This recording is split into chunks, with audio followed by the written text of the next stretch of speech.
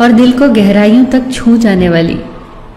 एक बार स्वर्ग में विचरण करते हुए कृष्ण और राधा एक दूसरे के सामने आ गए। विचलित से कृष्ण, प्रसन्नचित से राधा। कृष्ण सकपकाए, राधा मुस्कुराई। इससे पहले कि कृष्ण कुछ कह पाते, राधा बोल उठी, कैसे हो द्वारिकाधीश। जो राधा उन्हें कान्हा कान्हा कहकर बुलाती थी, उसके मुख से द्वारिकाधीश का संबोधन कृष्ण को भीतर तक घायल कर गया। फिर भी किसी तरह अपने आप को संभाल लिया उन्होंने और बोले राधा से, मैं तुम्हारे लिए आज भी वही कान्हा हूं। तुम तो मुझे द्वारिकाधीश मत कहो। आओ बैठते हैं, कुछ मैं अपनी कहता हूं, कुछ तुम अपनी सुनाओ। सच कहूं राधा, जब जब भी तुम्हारी याद आती थी, इन आंखों से आंसुओं की बूंदें निकल आती थी। राधा बोली, मेरे साथ ऐसा कुछ नहीं हुआ। न तुम्हारी याद आई, न आंखों से आंसू बहा, क्योंकि हम कभी तुम्हें भूले ही कहाँ थे। जो तुम याद आते, इन आंखों में तो सदा तुम ही थे। कहीं आंसुओं के साथ निकल न जाओ, इसलिए रोते भी नहीं थे।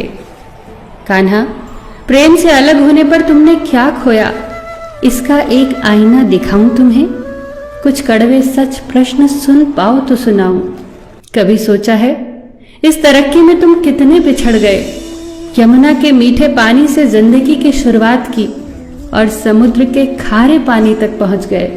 एक उंगली पर चलने वाले सुदर्शन चक्र पर भरोसा कर लिया और 10 उंगलियों पर चलने वाली बांसुरी को भूल गए। कान्हा, जब तुम प्रेम से जुड़े थे तो जो उंगली गोवर्धन पर्वत उठाकर लोगों को विनाश से बचाती थी, प्रेम से अलग होने पर वही उंगली क्या क्या रंग दिखाने लगी। सुदर्शन चक्र उठाकर विनाश के काम आने लगी। कान्हा और द्वारिकाधीश में क्या अंतर होता है बताऊं? कान्हा होते तो तुम सुदामा के घर जाते, सुदामा तुम्हारे घर नहीं आता। युद्ध में और प्रेम में यही तो फर्क होता है। युद्ध में आप मिटाकर जीतते हैं और प्रेम में आप मिटकर जीतते हैं। कान्हा, प्रेम में डूबा हुआ इंसान दुखी तो रह सकता है, पर किसी को दुखी नहीं कर सकता।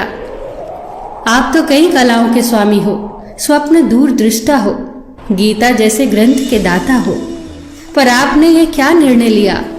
आपने अपनी पूरी सेना कौरवों को सौंप दी और अपने आप को पांडवों के साथ कर लिया। सेना तो आपकी प्रजा थी, राजा तो पालक होता है, उसका रक्षक होता है।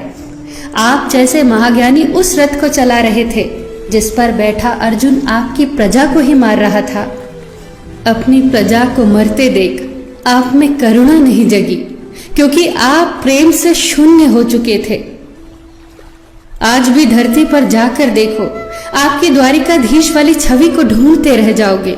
हर जगह, हर मंदिर में मेरे ही साथ खड़े नजर आओगे। मैं जानती हूं कान्हा, लोग गीता के ज्ञान की बात करते हैं, उसके महत्व की बात करते हैं, पर धरती के लोग युद्ध वाले द्वारिकाधीश पर नहीं, प्रेम वाले कान्हा पर भरोसा करते हैं। गीता में मेरा दूर दूर तक नाम नहीं है, पर आज भी लोग उसके समापन पर राधे राधे कहते हैं। ये कहानी काल्पनिक जरूर है, पर इसके भीतर छिपी सीख बहुत महत्वपूर्ण है। श्री कृष्ण के पास कभी किसी प्रश्न का उत्तर ना हो, ऐसा तो हो ही नहीं सकता, परंतु राधा द्वारा लगाए गए प्रश्न चिन्हों पर कान्हा मौन रहे।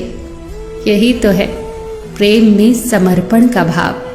पराक्रम में हमें हर किसी को हराना होता है, तब भी हम जीत कर भी हार जाते हैं, परंतु प्रेम में एक ही कईयों का दिल जीत लेता है।